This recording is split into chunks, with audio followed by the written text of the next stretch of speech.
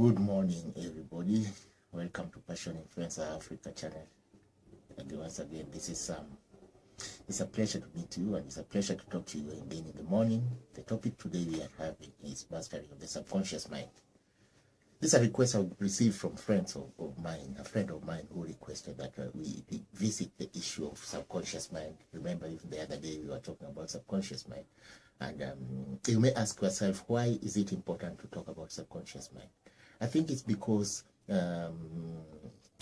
we tend to focus on just what we are seeing as the conscious part of our mind, and we have appreciated the fact that majority of the time we are not there. Majority of the time we are asleep, or we are doing something else. Say, for example, when you're driving on the road, how frequently do you check the road? Majority of the acts we do by reflex, by repeat action, and that mainly is controlled by the subconscious mind, and yet we do not give it the adequate attention that it deserves when it comes to sharpening it, or to rather to sharpening the harmony between the conscious mind and the subconscious mind. Because I wouldn't say to sharpen the subconscious mind. It is already knowledgeable. It is the repository of all the knowledge that we have mastered from our time of birth, and possibly, as those people who have heard about the concept of regression talk may know, subconscious mind is also a repository of knowledge which is beyond death and life. So it is important that we approach it on various ways. It's important that we approach it on through various means, so that the contact between the conscious mind and the subconscious mind is retained and is made comfortable, and communication is made easy between the two, would I say, thinking compartments. So today we want to talk about the subconscious mind. The question is, what are the issues? Well, in order to increase participation of the subconscious mind in the attainment of our desired goal, because everything we're doing is just towards the attainment of our desired goal. So in order for us to increase participation of the subconscious mind towards our desired goal,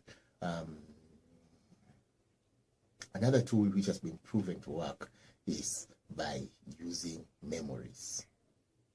It's by using memories, by using what they call special memories. Memories in terms of space. How frequently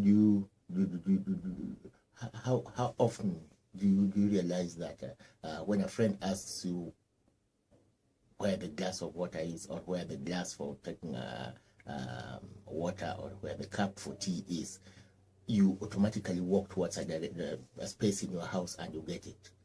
That may not be real conscious thinking. You have, at the back of your mind, you have memorized some points, you have memorized some spaces, you have memorized where the cup is, where the iron bar is, where the iron box is. You have memorized, say, where the stools are. You have memorized where the biro pens are, where the pencils are, where the compass point is, where the geometrical set is. You have memorized these things by yourself at the back of your mind, so you don't have to remind yourself constantly. So what we are saying is that to use that compartment of memory to be geared towards your desired goals, so that the concept of persistence that we are talking of, that if you want to attain your desired goal, then persistently you must move towards it, you must think of it constantly. Then you are using now your subconscious mind to create, to be in constant touch with your desired end, so that desire becomes a reality all the time, whether you are awake or asleep. One way of attaining that is use special memories. Use spaces, the fact that subconscious mind can relate to, or can take note of, spaces in your house, and use it to further your objective. How? We are saying by a simple example of sit down, sit back, relax and breathe deeply. By the way, relaxation and breathing deeply is one of part of this course, which you must get used to, because each and every 10 minutes, each and every 20 minutes, we'll be talking to you, we'll be telling you, relax and breathe deeply. Relax and breathe deeply. It's important that you relax and deeply breathe deeply, because that itself puts you in a state of normalcy. That what you are doing is not out of character. You're not pushing yourself. The mind is always very sensitive to when it's pushing itself beyond limit. It will always, like a bladder, like an elastic, it will pull itself back to what it considers normal. But the very moment you say to it and you persuade it to appreciate the fact that the normal is really the being on the success path, as strong as you enable it to get used to the concept that the normal is being in the growth trajectory, then that's a wonderful thing. Continuously be moving towards that without difficulty. So we state for a beginning, breathe deeply, feel relaxed. Again, feel your entire body, feel your legs, feel your eyes, feel your head. You can put your focus at the center of the eyebrows, just above the eyebrows. In a second we'll talk about that. We have so far not discussed at length the pineal gland, the importance of the pineal gland, but the pineal gland, or rather the third eye, is as important as the two eyes that we have. Referred to two eyes in the Holy Book, the Bible. The pineal gland has a special function that we will not ignore, especially on this our growth path. Yeah, so breathe openly, breathe deeply, and focus your mind on the spaces that you are familiar to. Take the orientation of your house, take the orientation of where you live in. You see the sitting room, you see the lobby, you see the veranda, the patio. As you get out, come back again, come back to the sitting room, walk to the bedroom. Somehow in your inner mind now you are seeing those places without actually moving there. Again, start the journey. You see the bedroom, walk to the sitting room. You see the sitting room, how many seats are there? A sofa set, count the sofa sets. Look over there, there is the TV. Look over there, there is the music. Look over there, there are the photographs, the photos on the wall. Go to the door and get out. Stand outside the house in the patio. Come back to the sitting room. Back to the sitting room. Walk to the kitchen. Go back to the sitting room. And so that happens. Once that happens, then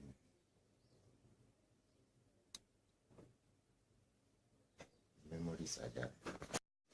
Yeah, so welcome to the second part of the mastery of the subconscious, part 2. On the part 1, we discussed about the functions of the subconscious and how we use spatial memories. So we should use spatial memories to put subconscious back to action. On the second part, we are asking ourselves also a second question, training the subconscious mind through repetition. The second important thing of self-mastery is repetition. Even on the process of visualizing triumph, like we are saying, that it's very easy to get the attention of subconscious mind if we constantly revise or repeat incidences where money or several banknotes are lying on your bed, several banknotes are lying on the kitchen, and you visualize that motion. the teaching process confirms that that is a very good way of enhancing ability to visualize the right things. So why don't you put that on your daily to-do list? At the beginning, it may appear impossible. It may also appear ridiculous that you sit there and start imagining a banknote, several banknotes lying on the veranda of your house. But if you constantly do it, if you persistently do it, then they say it registers into your subconscious mind. It is said in the book, it registers into your subconscious mind, and you develop that ability to isolate that and to do it frequently. Finally, I promised to talk about a few things on the pineal gland. The pineal gland is a small gland that lies at the smaller part of the brain. Remember, the brain, we have the cortex, the big brain. Then we have the small brain. And the small brain is what the Egyptians used to call the third eye. It resembles an eye in every sense. And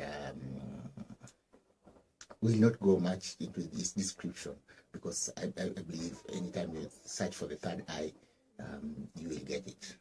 The books and training say that this third mind is the connector between the conscious and the unconscious, so the supernatural, the infinite universe. So, but again, that over a period it gets locked up or it gets blocked because of our lifestyle and so on. How many of us have heard of the word chakras? So it's one of the chakras which gets locked up over time, and our task therefore is to open it up. There are various methods of opening chakras in other books. I will not talk about it or about them, because it's a topic for an hour and a half. I think it's one of the biggest topics that somebody can come across.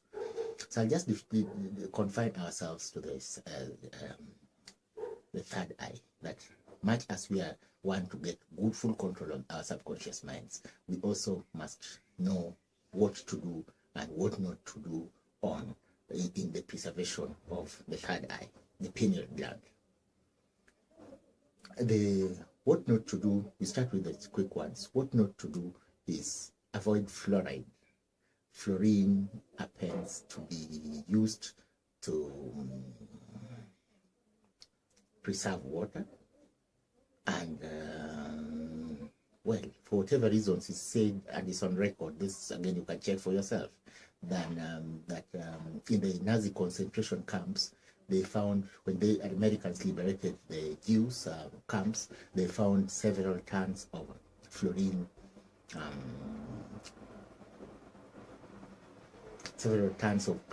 in sacks, and they were told that is usually added on water by the Germans. The end result, or the desired result, is that it causes the